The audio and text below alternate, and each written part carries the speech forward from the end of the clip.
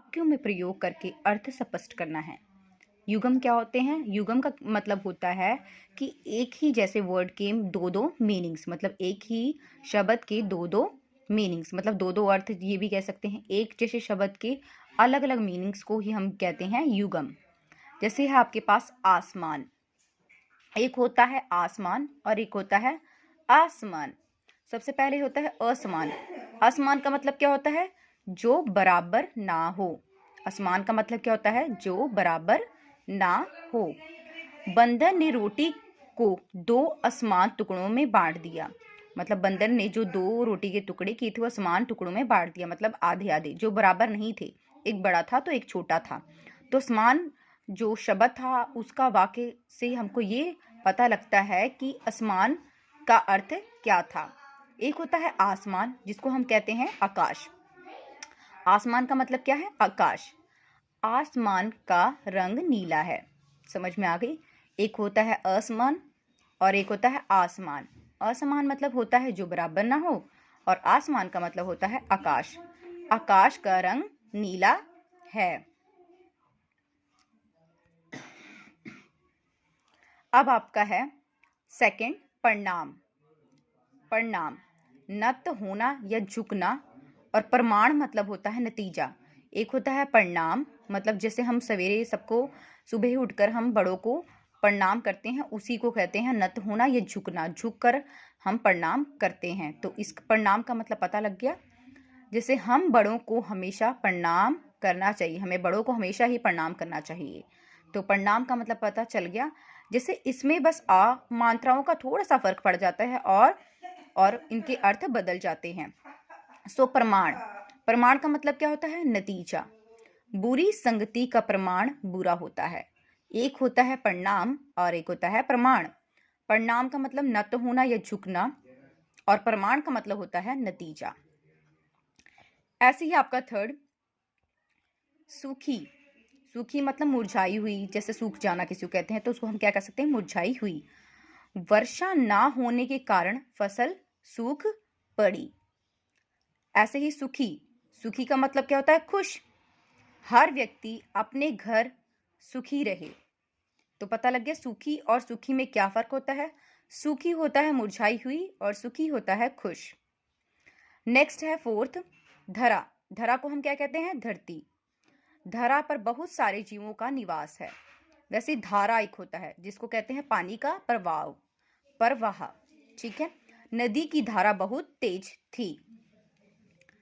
अब पता लग गया धरा का मतलब होता है धरती और धारा का मतलब होता है पानी का प्रवाह। फिफ्थ क्या है? सूत। सूत का मतलब क्या होता है? पुत्र। सूत का मतलब क्या होता है? पुत्र। राम अपने माता पिता का प्यारा सूत है। ठीक है। सूत का मतलब क्या होता है? सारथी या धागा। यह शाल रेशमी सूत से बनी है। सूत का मतलब होता है पुत्र और सूत का मतलब होता है धागा या सारथी। यह शाल रेशमी सूत से बनी है। तो आपको पता लग गया सूत और सूत का मतलब क्या होता है। देखो इसमें छोटी ऊ की मात्रा, इसमें बड़ी ऊ की मात्रा, मतलब मात्राओं से भी कितने जो वर्ड आपके वाक्य हैं उनके कितने अर्थ निकल सकते हैं। ऐसे ही होता है एक तुरंग। तुरंग का मतलब क्या होता है? घोड़ा। उसका तुरंग बहुत तेज दौड़ता है। ठीक है। वैसे ही तरंग का मतलब क्या होता है? लहर। तरंग बहुत धीमी थी। तुरंग का मतलब होता है घोड़ा और तरंग का मतलब होता है लहर। ऐसे ही सेवन क्या है? बलि। बलि मतलब क्या होता है? बलिदान देना। पशु बलि नहीं दी जानी चाहिए। ठीक है। बलि का मतलब पता चल गया आपको, बलिदान। ऐसे ही होता है बलि। बलि का मतलब होता है बलवान। भीम बहुत बली था। एक होता है बलि जिसमें छोटी ई की मात्रा पड़ रही है और एक होता है बलि जिसका बलवान मीनिंग है। ठीक है। 8, आकर। ठीक है। आकर का मतलब क्या होता है? खान। ठीक है। कोलार में सोने का आकर है।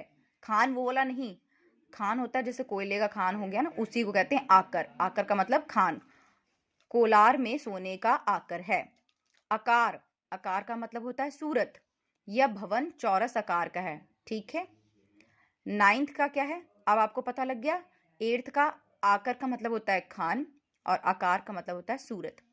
9, उद्धार और उधार। उद्धार मतलब होता है किसी का भला करना।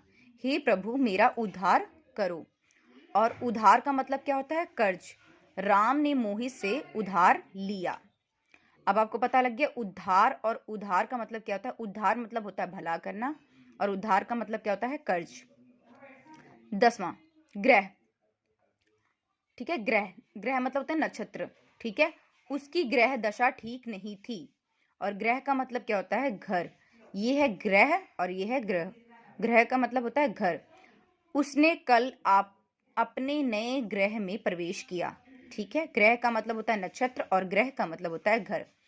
तो आप लोग को थैंक यू सो मच बुआ। तो आपको ये चीज़ आपको समझ आ गई है। अगर आपको समझ आ गई है तो बहुत अच्छी बात है। ऐसे ही मैं रोज़ ऐसी वीडियोस लेके आऊँगी जो एग्ज़ाम के रिलेटेड हों और एग्ज़ाम में बहुत ही ज़्यादा इंपॉर्टेंट हों। तो आप मुझको कमेंट के ज़रिए ये शेयर करें कि आपको ये वीडियो कैसी लगी, और अगर आपको ये वीडियो अच्छी लगी हो तो हमें सपोर्ट कीजिए। ज़्यादा से ज़्यादा लोग इस वीडियो को शेयर कीजिए, लाइक कीजिए, कमेंट कीजिए और सब्सक्राइब कीजिए। और अपने दोस्तों को भी ये वीडियो शेयर कीजिए। जितना ज़्यादा शेयर कर सकते हैं उतना ज़्यादा शेयर करिए। आई होप आप लोगों को समझ आ गई होगी। अगर नहीं समझ आई है तो कोई बात नहीं। आपको कोई भी अगर आपको डाउट है तो आप कमेंट के ज़रिए पूछ सकते हैं। मैं आपके डाउट ज़रूर कमेंट में अगर क्लियर कर सकती हूँ तो कमेंट में क्लियर करूँगी, नहीं तो मैं उसकी एक वीडियो बनाऊँगी जिससे आपको ये डाउट क्लियर हो जाए। सो प्लीज़ गाइस, युगम जो था वो बहुत ही इंपॉर्टेंट है। इसके जो 2 अर्थ होते हैं वो मैंने आपको समझा दिए हैं। इसके रिलेटेड आपको कोई भी डाउट है तो आप एनी टाइम पूछ सकते हैं। आई होप आप लोगों को समझ आ गया होगा।